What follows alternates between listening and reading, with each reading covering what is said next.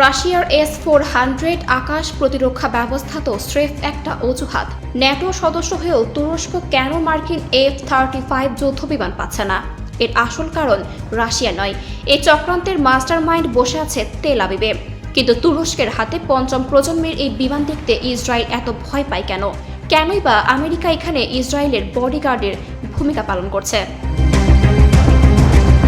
পশ্চিমা মিডিয়া দিনরাত ঢোল পিটিয়ে যাচ্ছে। তারা বলছে তুরস্ক রাশিয়ার কাছ থেকে S-400 কিনেছে, আর এ কারণেই আমেরিকা তাদের উপর রেগে আছে।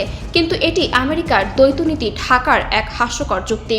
ভারতও যখন রাশিয়ার কাছ থেকে একই সিস্টেম কিনল, তখন তো আমেরিকা কোনো নিষেধাজ্ঞা দেয়নি। আসল সত্যটা সম্পূর্ণ ভিন্ন। আমেরিকা কখনোই চায় না মধ্যপ্রাচ্যের আকাশে ইসরায়েলের একচেটিয়া আধিপত্য নষ্ট হোক, আর ফিলিস্তিন ইস্যুতে তুরস্ক এখন ইসরায়েলের সবচেয়ে বড় ঘোষিত শত্রু। পুরো গেম প্ল্যানটা বুঝতে হলে আমেরিকার একটি বিশেষ নীতি বুঝতে হবে। এর নাম QME বা কোয়ালিটেটিভ মিলিটারি এজ পলিসি। সোজা বাংলায় মধ্যপ্রাচ্যের আকাশে ইসরায়েলি হবে একমাত্র প্রতাপশালী শক্তি। তাদের হাতে আছে স্পেশাল F-35 আদির যুদ্ধবিমান। এখন তুরস্কের হাতে যদি পঞ্চম প্রজন্মের এই যুদ্ধবিমান চলে আসে, তবে কি হবে?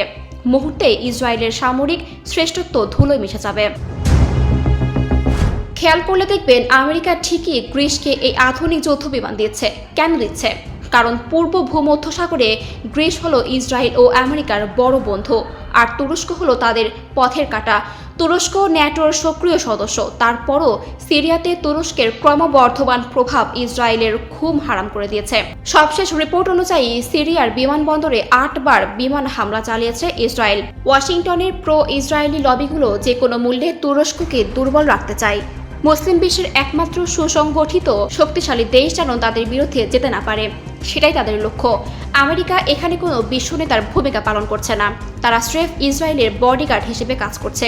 S-400 সিস্টেমটা এখানে শুধু একটা পারফেক্ট ছুতো হিসেবে কাজ করেছে। সুতরাং সমীকরণ পরিষ্কার, এর দোকান S-400 সাগরে ফেলে দিলেও কোনো লাভ হবে না। ইসরায়েল যতদিন চাইবে না, ওয়াশিংটন ততদিন তুরস্ককে কোনো আধুনিক অস্ত্র দেবে না। এটাই গ্লোবাল পলিটিক্সের নগ্ন রূপ এবং আমেরিকার চরম দ্বিচারিতা। তবে তুরস্কও কিন্তু বসে নেই, তারা নিজেদের পঞ্চম প্রজন্মের ফাইটার জেট কান তৈরি করছে।